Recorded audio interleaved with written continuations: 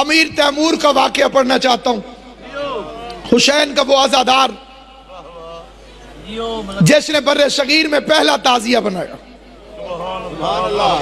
1,00,000 کی فوج لے کر قبر حسین پر جاتا تھا.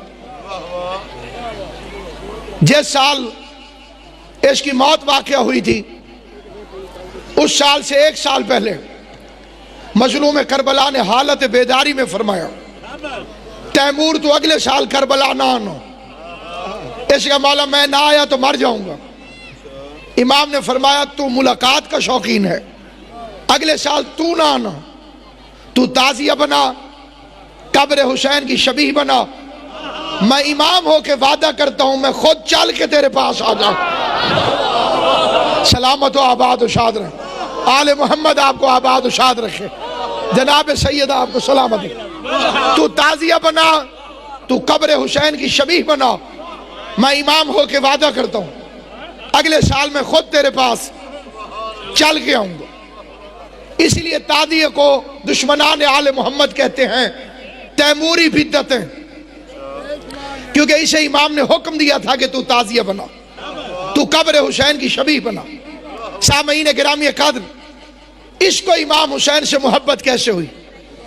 کتاب کا نام ہے تاریخ فرشتہ, لکھنے والا ہے محمد ابن قاسم فرشتہ. مذہب شیعہ سے نہیں, اہل سنت سے ہے. بہت بڑا مورخ ہے. 7 جلدوں میں اس نے تاریخ ہندوستان لکھی. اس میں لکھتا ہے کہ ہندوستان کے بادشاہ امیر تیمور کو ایک ایسی جڑی بوٹی کی ضرورت پیش آئی جس سے اس کے لیے دوا بننا تھی. وہ سرزمین عراق سے ملتی تھی. اس نے اسے لینے کے لیے اپنے خاص وزیر کو روانہ کیا. 2 مہینے کا عرصہ گزر گیا اور 2 مہینے تک وزیر واپس نہیں آیا. تیمور کے 4 نجومی تھے جنہیں 4 کونوں میں بٹھا کر یہ اپنا حساب کرواتا تھا. انہی کے فیصلے پہ لشکر بھیجتا تھا, انہی کے فیصلے پہ جنگ کرتا تھا, انہی کے فیصلے پہ صلح کرتا تھا. چاروں کونوں میں بٹھا کر بڑے لمبے مضمون کو اس عظیم ترین اجتماع اور امام حسین کے ذکر میں مختصر کر کے ایک پیغام کی صورت میں آپ کی خدمت میں پیش کرنا چاہتا ہوں.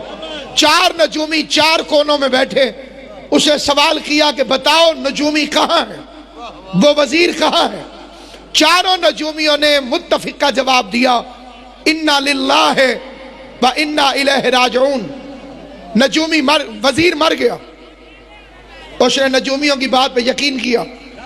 1 مہینے کے بعد وہ وزیر صحیح سلامت واپس آ گیا جس کے لیے 4 نجومیوں نے کہا تھا کہ مر گیا. بادشاہ نے پہلا حکم دیا ان کی گردنیں اڑاؤ, انہیں زندہ رہنے کا حق نہیں. کیوں؟ اس لیے کہ ان کے کہنے پہ میں ہر کام کرتا ہوں. انہوں نے تو مجھے غلط اطلاع دی, آئندہ بھی مجھے مروا دیں گے. یہ کہتے تھے وزیر مر گیا اور وزیر زندہ واپس آ گیا. سامعین گرامی, نہایت مختصر کر کے یہ فکر عرض کرتا ہوں. 4 نجومیوں کی گردنیں جھکی ہوئی تھیں. جلاد تلوار تول کے کھڑا تھا. جب ایک نجومی کی آواز آئی, بادشاہ تو نے مارنا ہے, ہم نے مرنا ہے, بے شک قتل کر, زندگی کی بھیک نہیں مانگتا ہوں, لیکن آخری حسرت پوری کرواؤ. مارنے سے پہلے وزیر ملواؤ. ہم وزیر سے ملنا چاہتے ہیں. جس کے دل میں زیارت قبر حسین کا شوق جوان ہے, میں اس کی خدمت میں فکرہ پڑھنا چاہتا ہوں.